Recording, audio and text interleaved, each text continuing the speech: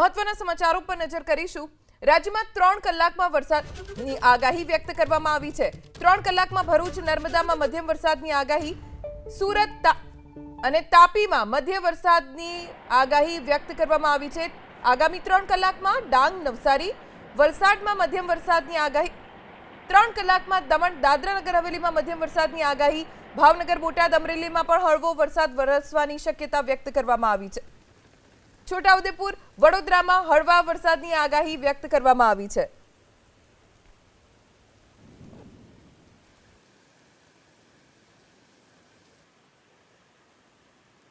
મહત્વના સમાચારો પર નજર કરીશું।